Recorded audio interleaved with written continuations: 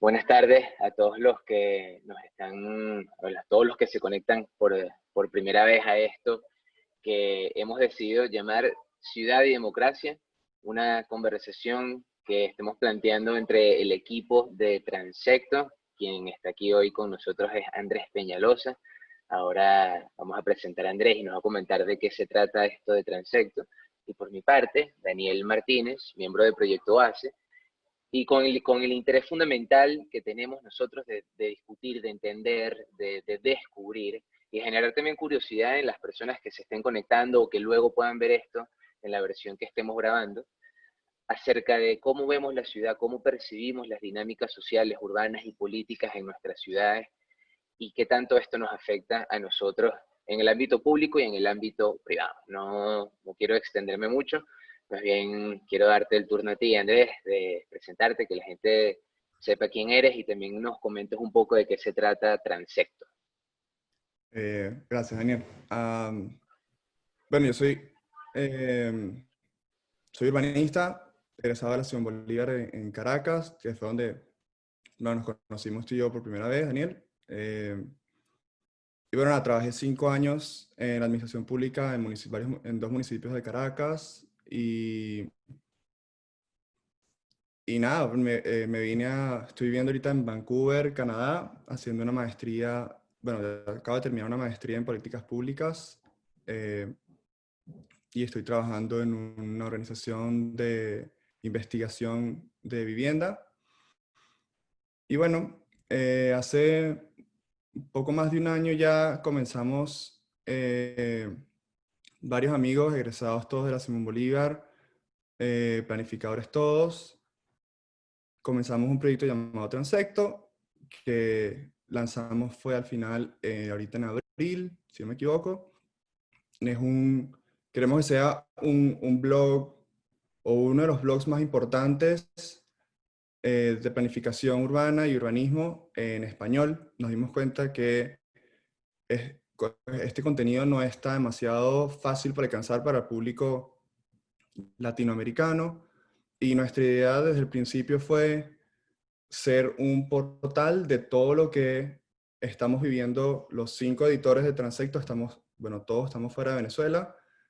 Queríamos que esto fuera como una oportunidad o un portal de traer todo lo que estamos aprendiendo afuera, ponerlo en un formato digerible, ponerlo en un formato accesible para el público hispanohablante. Y bueno, poco a poco el blog ha tomado forma. Y bueno, la invitación a todos los que están oyendo y participando aquí a que se suscriban a nuestro boletín mensual, que entren en la página y echen un ojo a ver qué les llama la atención. Chévere. Sí, también les propongo lo mismo, vayan a Transecto, es transecto.com, ¿no? No Sí, .org. no, no, .com. Chévere. Transecto.com y proyectobase.org. Vean la información que está ahí. Eso es trabajo de personas que nos apasionan estos temas.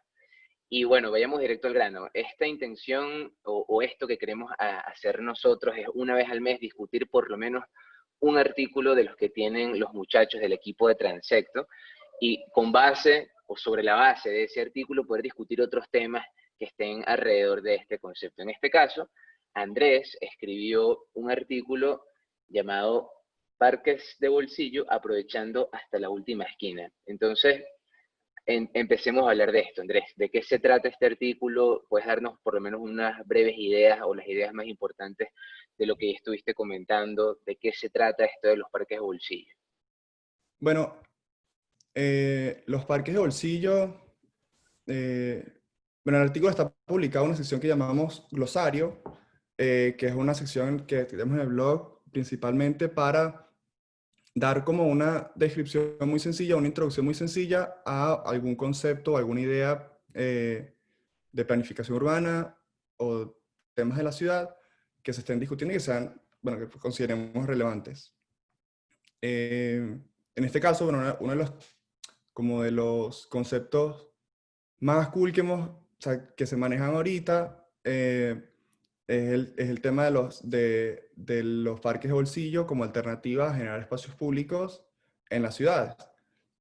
Y es particularmente relevante en Latinoamérica, donde bueno, por lo general se construye, hay construcciones muy pesadas y, bueno, generar el espacio para que haya espacio público es muy complicado. Entonces, los espacios, los parques de bolsillo, o las plazas de bolsillo también, son una estrategia para para aprovechar espacios en desuso, eh, sí, o subutilizados de la ciudad o intersecciones que no tengan ningún uso particular, convertirlos, equiparlos para que sirvan como espacio público recreacional. Eh, Hay varias características que, bueno, principalmente le dan forma, son por lo general lo que distingue un parque de bolsillo a un parque normal es principalmente el tamaño, eh, y hay una idea de que es muy localizado, es muy enfocado a lo que tiene alrededor y de que es algo es muy eficiente en términos de costo. O sea, el equipamiento es muy sencillo, puede ser temporal, puede ser... eh, sí, la idea es que sea, bueno, uno de los conceptos principales, que más lo leí en un artículo de Chile, es que la idea del bolsillo es que, bueno, si funciona el espacio público, bueno, lo institucionalizas, lo formalizas, le das un equipamiento más formal, pero todo el equipamiento que pusiste al principio de prueba, te lo metes en el bolsillo y te lo llevas. De ahí es que viene, de ahí es que viene el término de bolsillo. Chévere.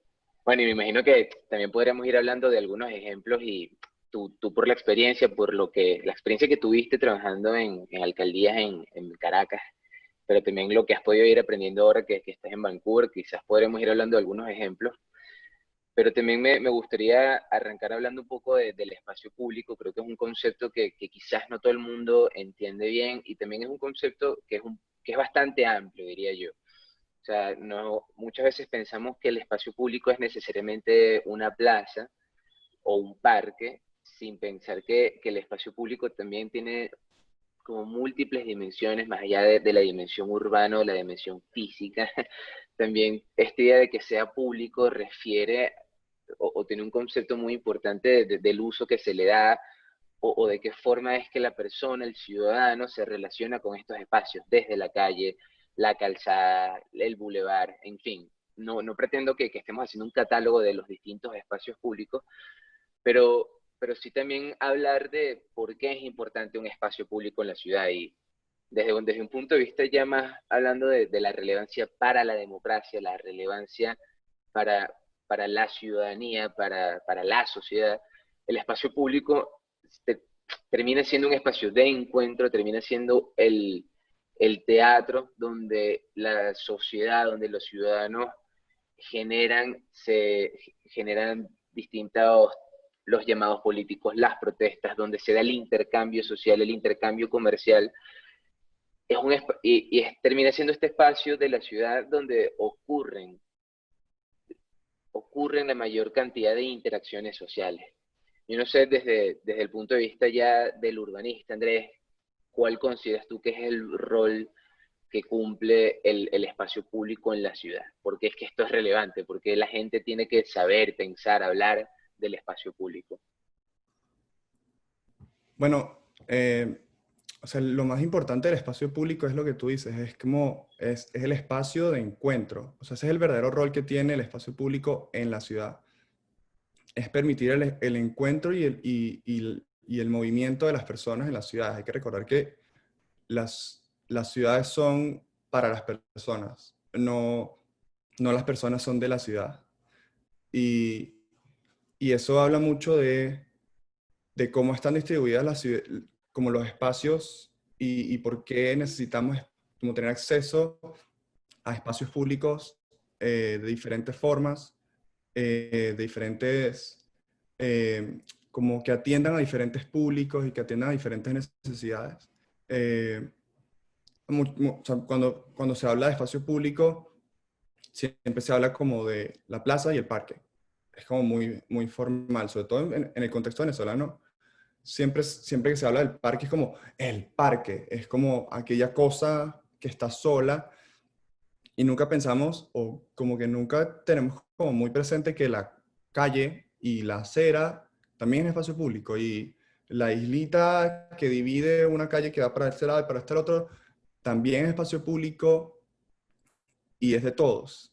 Y ahí es donde se genera el encuentro, ahí es donde nos cruzamos con nuestros vecinos, ahí es donde vemos quién vive en nuestras organizaciones, quién, todo, o sea, simplemente nos encontramos y participamos en la ciudad de diferentes formas. Bien, en tu artículo, Andrés, tú estás hablando de esta idea, también es algo que yo aprendí o vi de alguna forma estudiando arquitectura en la Simón Bolívar, este concepto de que el espacio público ideal, tú corrígeme si me equivoco, tú debes tener esto mucho más claro, en la ciudad está establecido como 1 metro cuadrado por habitante. ¿Esto qué implicaciones tiene? ¿De qué se trata y por qué es así? Porque luego tú en el artículo vas ahondando en que sí existe esta idea de, mira, es 1 metro cuadrado de espacio público por habitante, pero a la misma vez esta idea del parque de bolsillo viene de que no solo se trata de, bueno, armar un gran parque, una gran plaza en el centro de la ciudad, porque luego hay otras cosas, otros aspectos que nosotros tenemos que considerar y lo estaremos hablando ahora. Pero esta idea del metro cuadrado por habitante, ¿qué implica? ¿En qué se refleja en el día a día de la persona o qué impacto tiene? Bueno, yo trabajando, o sea, el tema de estos indicadores, en términos más que nada como administrativos o de generar el proyecto de urbanismo o del proyecto de ciudad, en términos muy ingenieriles puede ser, es que, bueno, hay X cantidad de metros cuadrados por habitante de las diferentes cosas. Es decir, hay X cantidad de metros cuadrados de espacio público recreacional, está X cantidad eh, hay X cantidad de camas de hospital por persona. Todo lo que es equipamiento urbano tiene como indicadores que determinan la suficiencia en función de la población que tienes. Eso como un universo muy ideal tiene sentido cuando estás diseñando urbanizaciones cerradas, que sabes que todas las personas que van a estar en este ámbito van, o sea, van a dirigirse a ese lugar, o sea, van a satisfacer sus necesidades en esos equipamientos. Eh, entonces, partiendo de ahí, sale como, bueno, ok, esta urbanización va a tener 1000 personas, entonces por cada 1000 personas necesitamos, vamos a decir, 300 metros cuadrados, no sé, 1500 metros cuadrados de parque, 1500 metros cuadrados de comercio, etc. En Venezuela, por ejemplo, está eh, todo el que haya estudiado urbanismo va a estar un poco familiarizado con esto, que es la resolución 151 de 1985, que bueno, es como la ley madre del equipamiento urbano, que tiene todos esos indicadores por diferentes ámbitos, ámbito local, ámbito intermedio y ámbito metropolitano. Y es tal cual, es como la idea de que, bueno, ok, un gran parque en el centro de la ciudad, si es muy, muy grande, bueno, es suficiente, o sea, sacas la población de la ciudad completa, el parque, bueno, si me da el indicador, chévere. Mm, no es tan así porque no todas las personas tienen acceso a ese parque.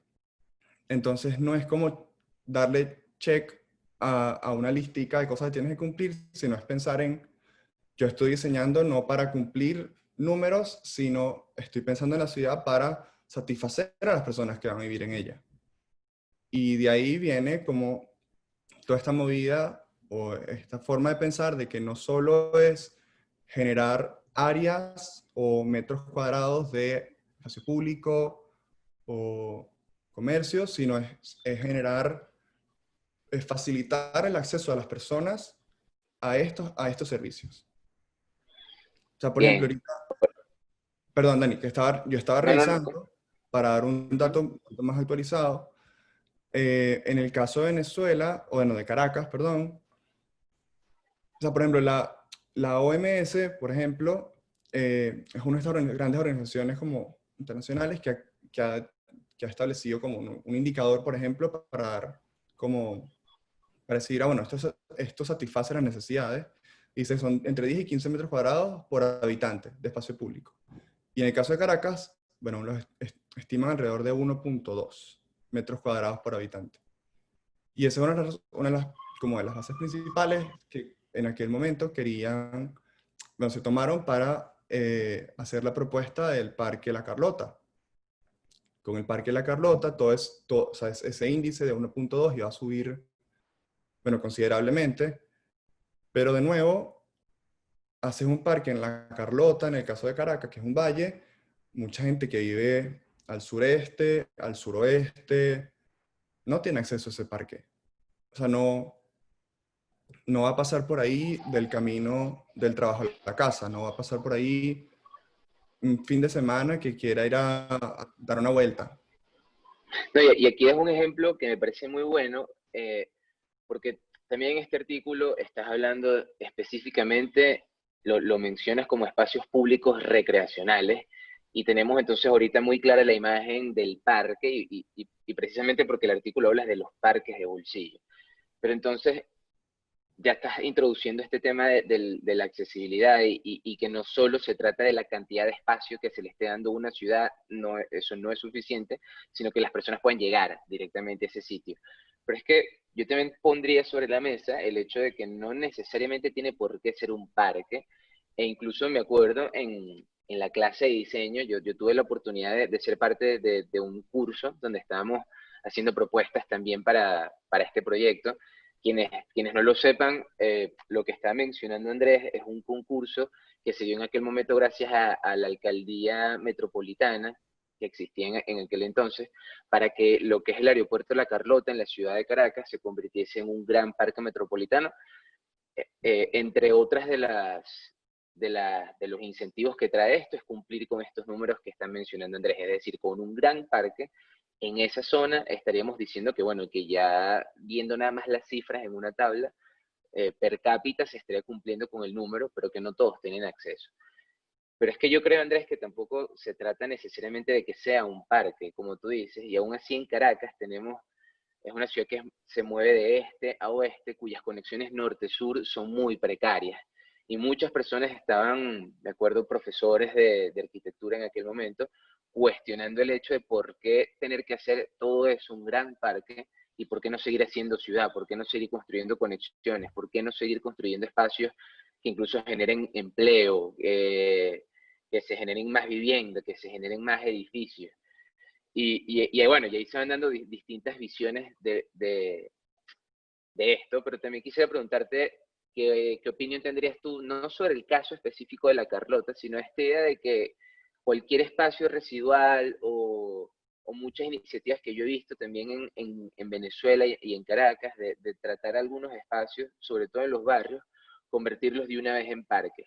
Equipamiento es el tobogán, columpios, la rueda, donde se han visto algunos casos donde estos parques terminan siendo el sitio que terminan tomando los malandros de la zona, que terminan tomando los que venden drogas, lo que utilizan, o sea, no lo utilizan los niños, y pareciera entonces esta idea de que el parque es el diseño expresamente para los más chamos, para los más niños. Entonces no sé qué piensas tú de esto que estoy diciendo. Bueno, lo que pasa es que también en los parques, parques o plazas, o sea, su equipamiento o debería responder un poco a la población que tienen alrededor. Y vuelvo al punto de que en Venezuela tenemos como esa cosa de, oh, vamos a la plaza o vamos al parque, que es como un parque por urbanización o una plaza cada 3 urbanizaciones.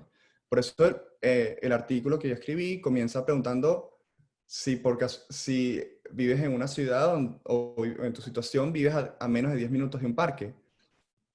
Porque siempre tenemos como esa mentalidad de que hay que llegar al parque. Es como, es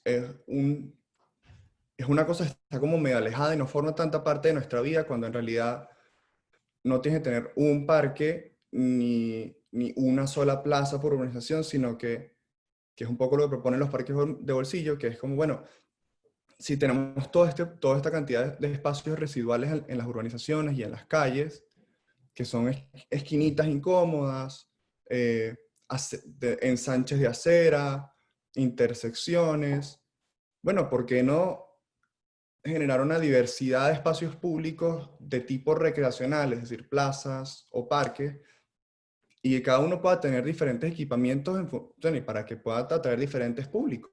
Porque no solo los parques son para niños, también tenemos una población, una tercera edad que también requiere salir a caminar por temas de salud. Tenemos gente que necesita hacer ejercicio, o simplemente encontrarse.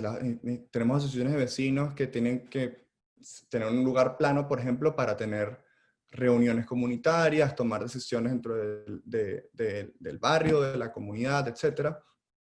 Entonces, un poco la propuesta de estos parques pequeños es que permite la diversificación de ese tipo de la recreación per se. Lo dices, a ver, ¿en qué sentido? Porque si entiendo, también tenemos en menor cantidad de espacio, en un terreno cada vez más pequeño, no puedes diversificarlo tanto. A ver, sabemos de parques grandes donde la gente va a hacer ejercicio, donde la gente va a recrearse, donde la gente va a hacer distintas actividades e incluso sean las asambleas de vecinos, como muchas veces hemos visto. Pero si tenemos estos espacios residuales de los que tú hablas, que son muy pequeños, entonces se debería pensar el parque de bolsillo o digamos, esto dificulta esta diversidad o multiplicidad de usos en un solo espacio, ¿cierto? Claro, claro. Es que eso, la idea es generar como un sistema de espacios públicos donde haya muchos más espacios, o sea, muchos más espacios públicos disponibles para muchas más personas alrededor de la ciudad.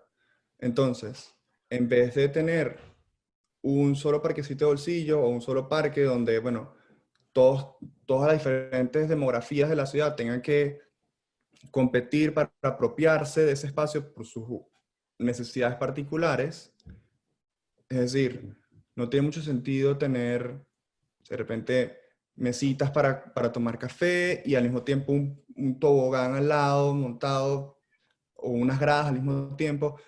Empieza a ser como, eh, empieza a haber como mucha competencia por ese espacio.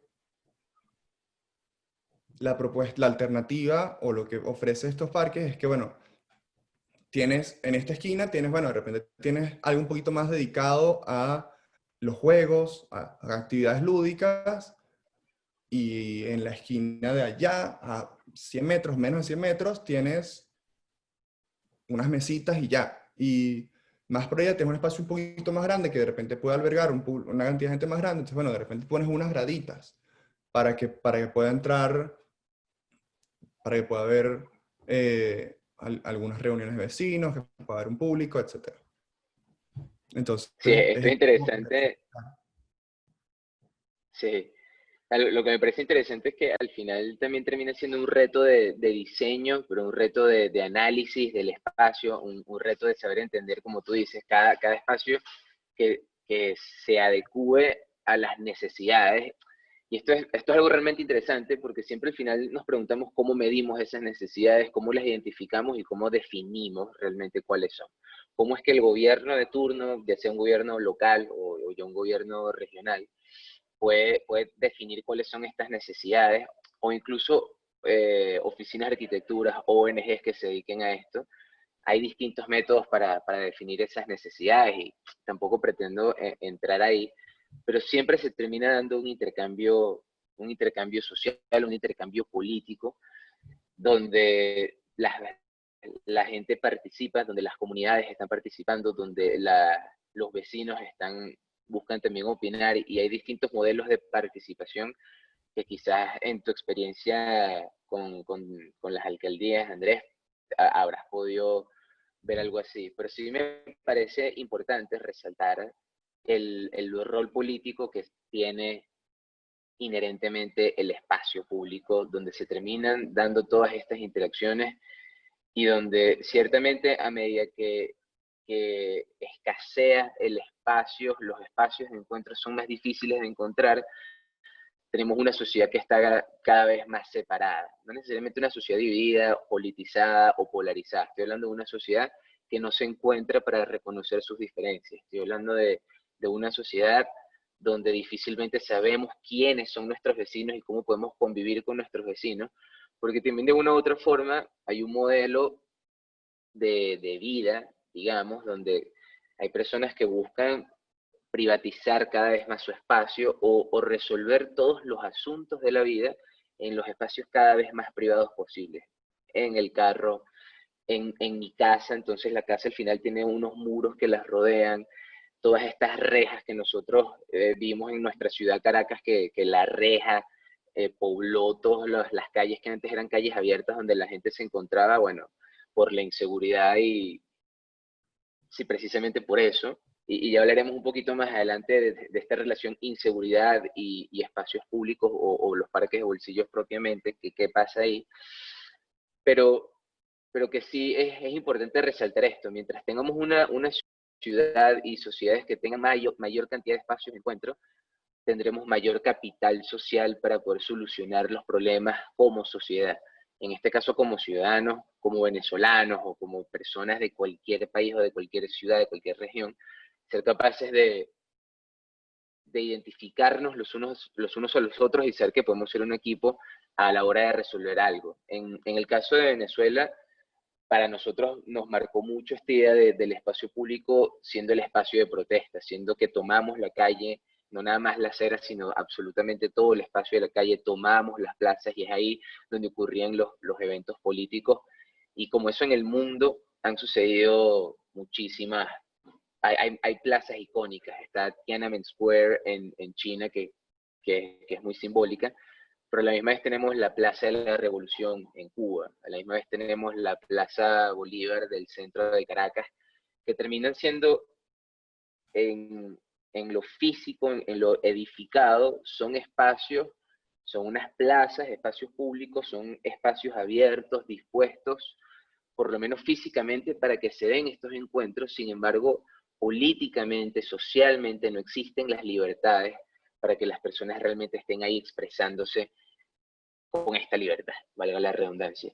Y se terminan politizando el espacio, termina siendo, bueno, como la Plaza de la Revolución, qué tipo de eventos se dan ahí, en la Plaza Bolívar del centro de Caracas, qué tipo de eventos se dan ahí, y esto que estoy diciendo al final termina siendo debatible. Durante el día a día, 365 días del año, qué tipo de intercambios sociales se dan ahí, qué tipo de, de intercambios políticos se puedan dar allá. Pero al final lo que a mí me queda más claro, no sé cómo lo ves tú, es que esta relación entre la ciudad y la persona, la ciudad y la sociedad en sí misma, eh, es una conexión muy fuerte, muy tangible. A la misma vez que como se desarrolla una sociedad o los síntomas que presenta una sociedad de qué tanto capital social tiene, qué tanta capacidad de encontrarnos, de llegar a acuerdos, de ser capaces de hablar con aquel que piensa distinto, que es realmente distinto, aquel que vive en el barrio, aquel que vive en la urbanización, qué tipo de encuentros pueden tener para mejorar su calidad de vida, porque al final de la ciudad es esto, es un sistema. Entonces, ante esto, no sé cómo lo ves tú, Andrés, incluso estas ideas de que el espacio público, ¿qué lo define? No solo en términos de que, bueno, que es una plaza o un espacio abierto, sino hasta social y política y económicamente. Creo que me estoy extendiendo mucho, pero no quisiera dejar de... hay un texto del arquitecto Rem Koolhaas que me marcó mucho, donde él critica esto de que el espacio público termina siendo más bien un espacio comercial, que hay ciudades donde la plaza no tiene vida, sino está rodeada, no tiene un borde comercial que le dé vida, y que entonces ya la gratuidad del espacio público se va perdiendo. No sé si tienes algo que pienses al respecto. Bueno, sobre su última reflexión, hace 2 años he estado 100% de acuerdo y ahorita me lo debato un poco. Viviendo en Vancouver, mi percepción ha cambiado un poco sobre eso porque, bueno, aquí hay un sistema de espacios públicos que están muy integrados también hay un tema de integración con las ciclorrutas y las calles peatonalizadas, todo esto, pero todas las urbanizaciones, o sea, hay muy pocas calles con comercio, actividad comercial, y sin embargo todos los parques tienen bastante actividad, porque hay muchos de diferentes tipos, y, y no necesariamente, porque precisamente tienes una población de tercera edad, por ejemplo, que les conviene salir a las 11, que es lo que muchas veces, cuando nos dicen que, bueno, si quieres tener un parque activo, tienes que ponerle comercio alrededor, porque si no, durante el día que la gente está trabajando, bueno, ese parque no va a recibir nadie, no va a recibir usuarios. Y no es tan así porque también tienes una población que no trabaja. Hoy en día, bueno, en medio de esta pandemia, mucha gente sale al parque, está viendo en la casa. Hay mucha gente que ya con el internet puede trabajar de casa todo el tiempo y simplemente sirve para salir, dar una vuelta, tirarte un rato al sol, y hay gente que trabaja desde los parques porque lo he visto. Claro, son facilidades del primer mundo, pero en el caso de Venezuela, eh, yo diría que sí, porque además el tema del comercio sí te da además un tema de vigilancia y actividad constante. Eh, pero yo abogaría por un tema de actividades mixtas, porque en la noche, cuando el comercio se apaga, quién cuida ese espacio público, quién lo utiliza y quién lo protege, de quién se apropia de la calidad y de la utilización de ese espacio. Eh, Tú decías algo que es lo que a mí más me gusta de los parques de bolsillo, que es el potencial de generar capital social. Eh, Precisamente por su escala o por su carácter súper local que tienen, bueno, por lo general o lo lógico es que hay un proceso de participación ciudadana muy intenso con los vecinos que van a ser los usuarios directos de ese parque o de ese espacio. eh, y que bueno, yo tuve la posibilidad de vivirlo brevemente durante mi tiempo en la alcaldía de Baruta. eh, y la alcaldía de Baruta tuvo la posibilidad de colaborar con eh, Citibank y, si no me recuerdo, bueno, la oficina de Elisa Silva, Enlace Arquitectura. Ellos estaban ayudando, estaban participando en un concurso de Citibank, exacto, eh, para apoyar o generar espacios públicos en zonas informales.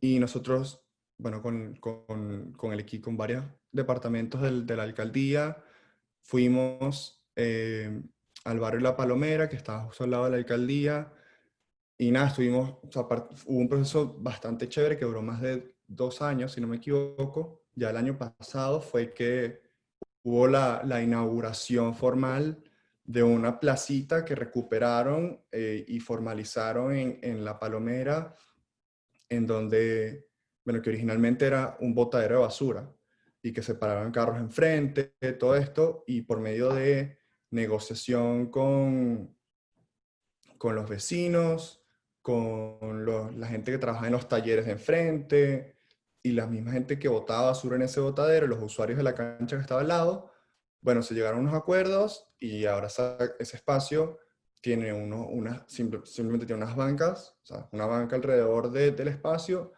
y tiene unos jardines comunitarios donde tienen sembrados ciertas verduras y cosas así.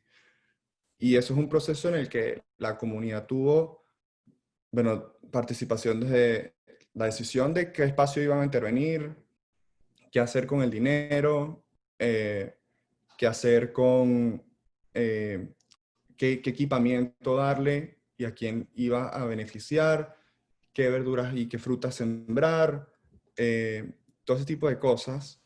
Y se encargaron también de la ejecución del proyecto. En el artículo de nosotros, en Transecto, hay un video de un ejercicio también que hubo en el campus de Monterrey,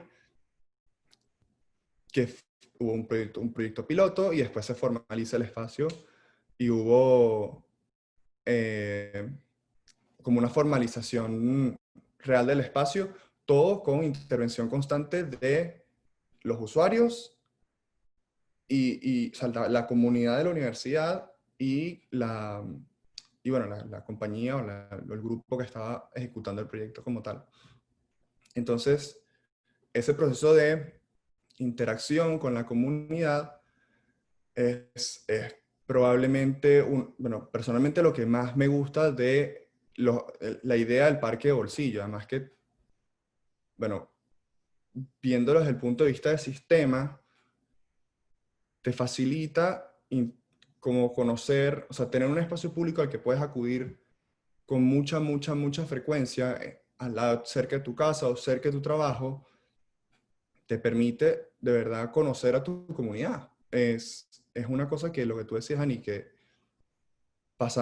vivimos todo el día encerrados en nuestras casas porque le tenemos miedo como al exterior, porque de cierta forma no hemos, como no nos hemos hecho parte de la vida pública. Entonces, el lugar en realidad, bueno, al menos en mi experiencia en Venezuela, donde nos conseguimos con nuestros vecinos, en dado caso, es el automercado que tenemos cerca, o la farmacia, que es donde uno se consigue a los vecinos. Y es porque no tenemos otro espacio donde ir. Si me ha pasado aquí que, bueno, quiero ir a tomar sol o lo que sea, voy al parque cerca, si veo que está muy lleno o de repente está ocupado, lo que sea, voy al siguiente que no está demasiado lejos, voy a ver a mis vecinos. Y eso genera comunidad, eso genera, bueno, un poco lo que comentan, bueno, también Nicolás, podemos hablar después, genera como esa apropiación del espacio y lo empiezo a cuidar, no solo la que tengo justo al lado de mi casa o de mi trabajo, sino la que está un poquito después también la siento como mía y la empiezo a cuidar, le empiezo a dar uso y empiezo a ver cómo bueno, la misma gente empieza a recurrir a frecuentar esos mismos espacios y eso es capital social. Empezamos a generar confianza, empezamos a ver gente distinta a nosotros, empezamos a participar con ellos, se pueden hacer, vemos cómo se hacen encuestas, vemos cómo se hacen deportes, vemos cómo la gente crece y cambia. Es un proceso muy chévere. Sí, entiendo. Y eso es, digamos, parte de lo beneficioso y de las soluciones que aporta el, el parque de bolsillo en este caso puntual. Mira, por aquí estamos ya recibiendo algunos comentarios y algunas preguntas, Andrés. Está María González, que pregunta, ¿qué relevancia considera que tienen este tipo de iniciativas para reducir la desigualdad en el acceso al espacio público? Por ejemplo, en los barrios de Caracas no existe la posibilidad de crear espacios públicos extensos. Mira, esto, eh, igual Andrés, me gustaría que tú también comentes al respecto. Y sí, definitivamente en comunidades y en sectores autoconstruidos termina siendo mucho más difícil la planificación de plazas, de parques, de cualquier otro tipo de espacio. Sin embargo, no es que sea imposible, ¿no? Tenemos el ejemplo en Petare de Mezuca, donde es un gran espacio que busca que también sea parte de otros espacios que se han venido desarrollando en Petare desde hace mucho tiempo. Um, pero por supuesto que yo creo que al final, y lo que comentaba Alexandra, una de las personas que estuvo comentando, es que estos parques de bolsillo terminan siendo una respuesta a la falta de planificación o a la incapacidad de planificar en sectores autoconstruidos, ¿no? ¿Cómo ves esto tú, Andrés? Yo creo que es un poco de todo. En el proceso de diseño, o sea, viendo desde el punto de vista de la ciudad como, como un todo, bueno, el diseño de la ciudad no es perfecto y conforme la población cambia, las necesidades cambian y el uso que le damos a la ciudad es diferente. Entonces, las oportunidades de generar espacio público o de repente cambiar un espacio público hacia otro lugar, migrarlo o algo así, eso puede pasar. En el caso de, bueno, lo que nosotros llamamos los barrios o los sectores informales, ciertamente eh, la generación de espacio público es muy, muy crítica, sobre todo porque además presenta el reto de la topografía. eh, o sea, en ese caso es muy, muy complicado y mucha gente no está muy consciente de lo que significa, por ejemplo, la vida que tiene las escaleras sí, las escaleras en los barrios. Ese es como su espacio público, por ejemplo, el lugar de encuentro. Eh, Porque muchas veces no suben camionetas, no suben vehículos, solo suben algunas motos en donde se puede, pero para llegar a muchas casas la gente se encuentra, el lugar de encuentro son las caminerías y las escaleras en los barrios. En el ejemplo que estaba dando antes, precisamente el único espacio que se logró conseguir para generar un área recreacional fue un botadero de basura, que simplemente hubo una negociación entre los vecinos, la empresa de diseño eh, y la alcaldía y los servicios de recolección de basura para cambiar eso. O sea, es un proceso de gestión que puede llegar a ser incluso bastante complicado y sofisticado para generar un espacio de 30 metros cuadrados donde simplemente, bueno, algunas pocas personas pueden conseguirse, pero que hoy en día sirve para hacer reuniones vecinales, sirve para generar encuentros, mientras, por ejemplo, en ese caso, en el barrio La Palomera, tienes, tienes una cancha de básquet y una cancha de bolas criollas al lado, pero si no estás en las canchas no tenías dónde estar, tenías que estar literalmente en la calle. Hoy en día, bueno, hay un espacio de descanso, receso, donde si yo te acompaño a ti a jugar básquet, pero yo no quiero jugar, bueno, simplemente te espero afuera y puedo estar sentado en calma, esté iluminado. Entonces, en el caso de los barrios, creo que es crítico conseguir pequeñas oportunidades donde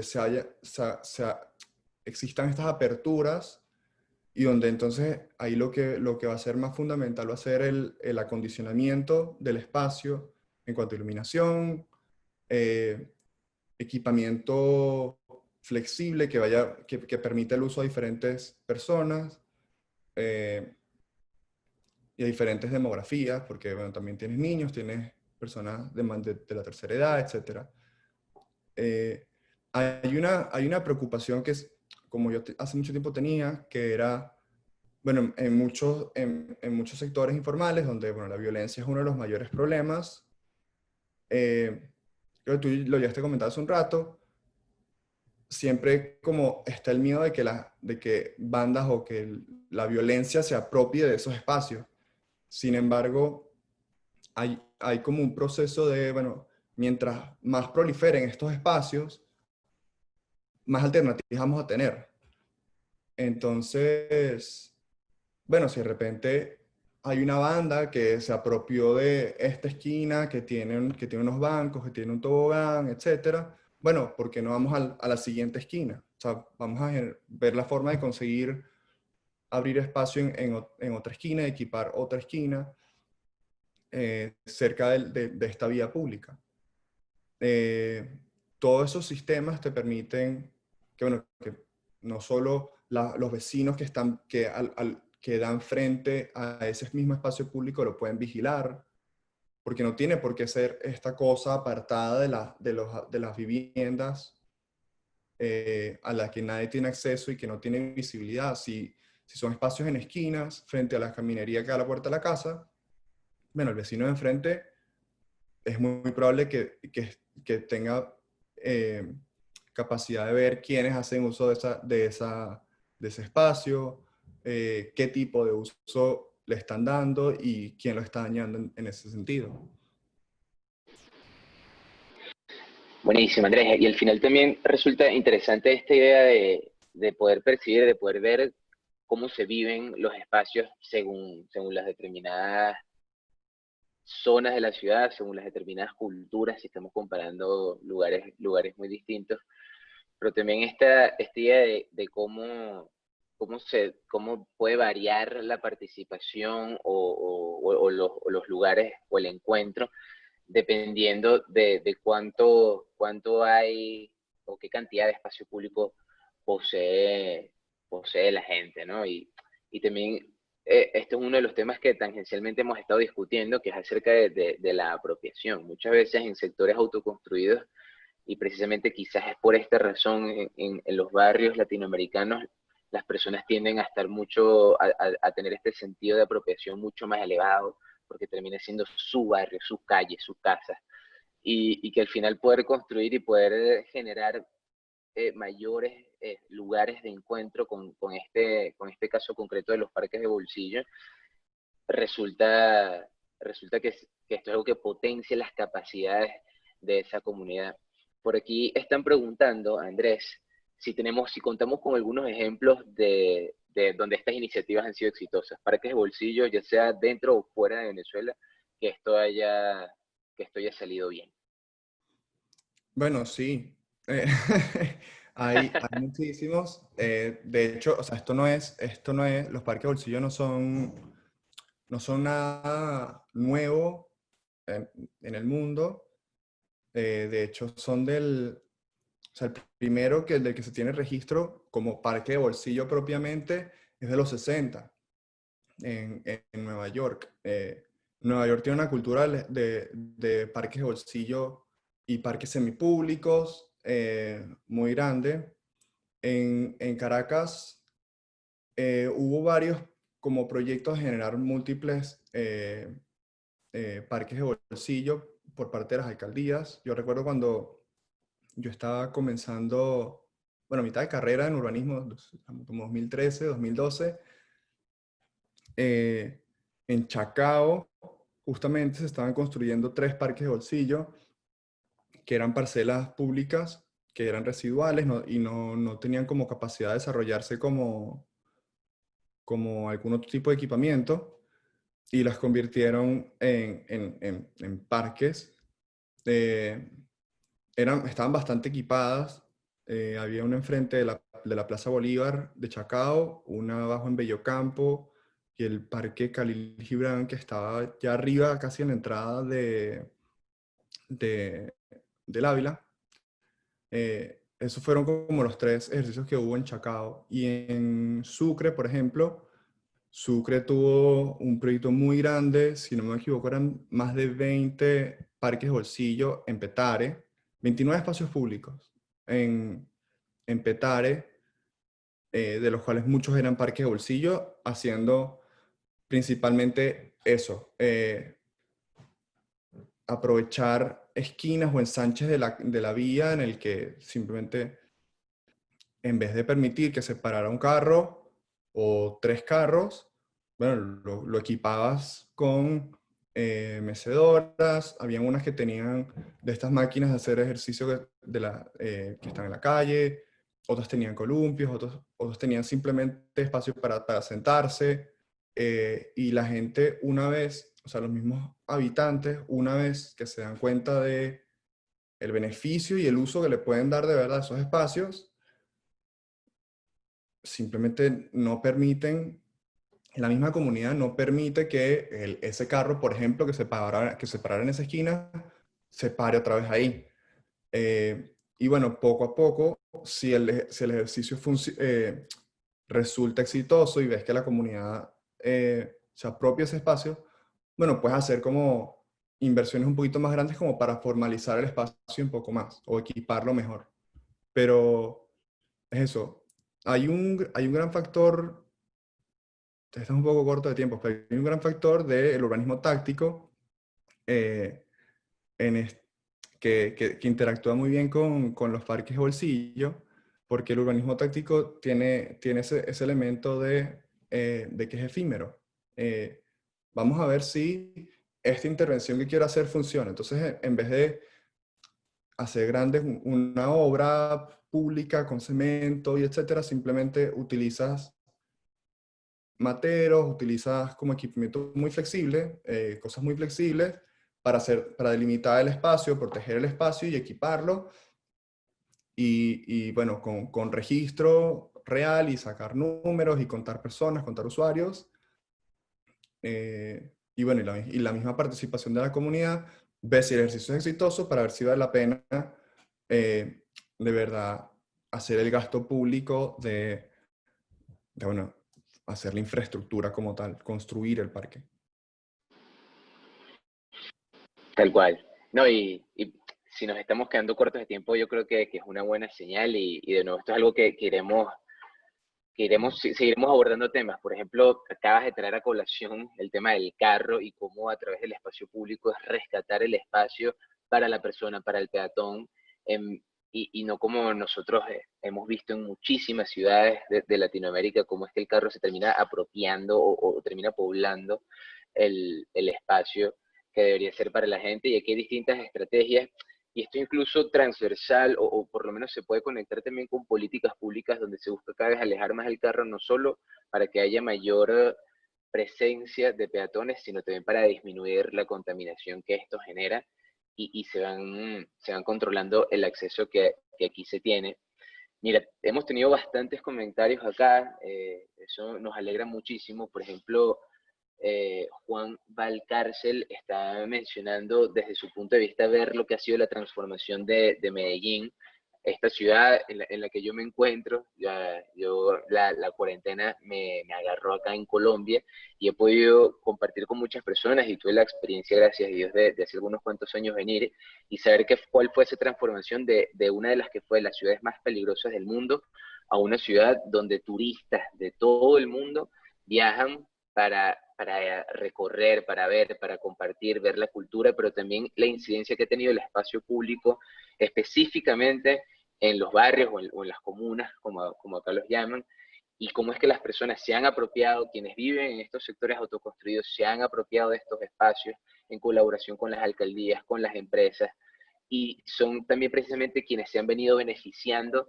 del turismo en la ciudad de Medellín por todos los recorridos que se pueden hacer en estos sectores y son los mismos habitantes de estos sectores quienes dan la información, quienes comentan cómo su comunidad fue transformada a través de distintos cambios políticos, sociales, pero también a través de cambios urbanos que impactan en todos estos sentidos.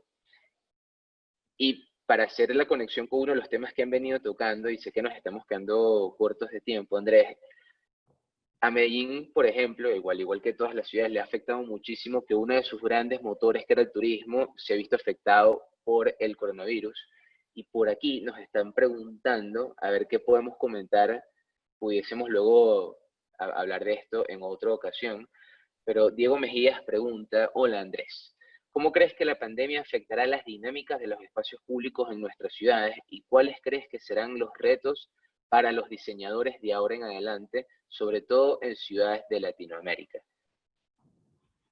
Bueno, creo que ha habido, o sea, en el tema de diseño urbano como tal, creo la disponibilidad de espacio es una cosa fundamental. Por ejemplo, para la movilización de personas de cualquier forma. En Latinoamérica en general se ha desarrollado bajo este patrón o esta ideología de que el carro va primero y el carro mueve más personas más rápido, cuando no es verdad. Y de hecho le reduce mucho el espacio o la capacidad de conseguir modos de transporte mucho más eficientes y en este caso seguros, por el tema de la pandemia.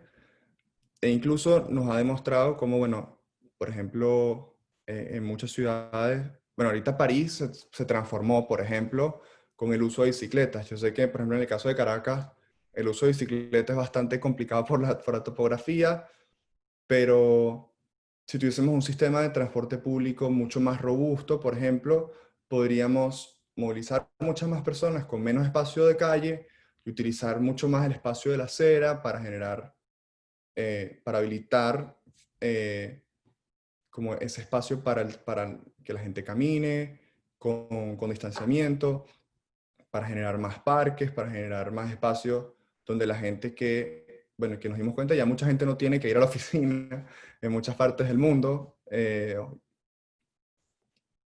Esa gente igual tiene que salir bueno, para no estar encerrado en su casa todo el tiempo. Entonces, tener la disponibilidad de espacios públicos a los cuales simplemente acudir a descansar, a conseguirnos con nuestros vecinos, a ir a la panadería y conseguir tomarte algo enfrente del parque, o sea, en el parque. Lo que ha hecho la pandemia es mostrarnos lo importante que está en este espacio para poder salir de nuestros hogares sin tener que estar en contacto real con nuestros vecinos, sino poder interactuar con distancia.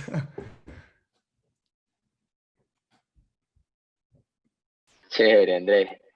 Bueno, ya que se nos está agotando el tiempo, sería cuestión de recordarles a todos, agradecerles a todos los que se han conectado, recordarles, esta es la primera edición de Ciudad y Democracia, conversatorios mensuales que estaremos teniendo entre el equipo de Proyecto ACE y el equipo de Transecto.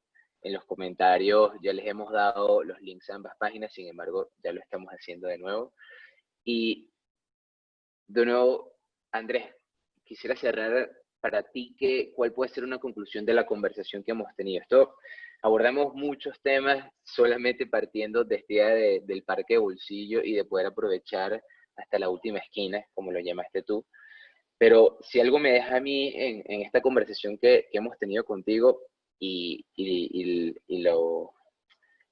los comentarios y preguntas que nos han podido dar los demás acá es esta idea de potenciar la vida pública, de potenciar el concepto del capital social, del encuentro entre los habitantes de un sector y saber que podemos ser capaces de tener comunidades aún más resilientes ante momentos como el que estamos viviendo, de tener comunidades que sean capaces de llevar hacia adelante proyectos que nos beneficien a todos, pero sabiendo que esto incluye un reto muy grande, que vivir en democracia, vivir en comunidad, vivir entre distintos, entre la diversidad tan grande, también requiere de valores y de una cultura democrática que no solo se le exige a quienes están gobernando, sino que también es algo en lo que nosotros debemos participar cada vez más. ¿Qué tan democrática es la convivencia que tengo con mis vecinos? ¿Qué tan democrática es la convivencia que tenemos dentro de una comunidad, entendiendo que no se trata solo de las mayorías aplastando a las minorías,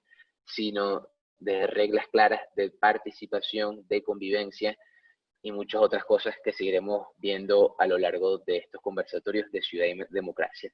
Te dejo que cierres tú, Andrés, que ha sido, digamos, el invitado especial de esta sesión por parte de Transecto. ¿Qué nos puedes comentar a modo de conclusión? Bueno, nada, primero agradecer a toda la gente que se conectó hoy. Ojalá estas conversaciones les gusten y sigan participando en los próximos meses. Yo creo que hay un tema importante sobre la democracia que bueno, muchas veces se entiende como, democracia es ir y poder votar y escoger. Cuando en realidad la democracia viene desde mucho más atrás y viene precisamente desde la capacidad de influenciar lo que pasa a tu alrededor. Eh, y creo que eso es una de las cosas principales que permite bueno, el espacio público y el espacio público eh, activo y dinámico. Ese que permite la integración, como tú decías, y que habilita la participación y el encuentro de los miembros de las comunidades. Personalmente creo que o sea, creo es fundamental y creo que por algún motivo bueno, en Latinoamérica se ha perdido mucho esa idea, un poco la seguridad, el tema de la inseguridad ha afectado mucho nuestro entendimiento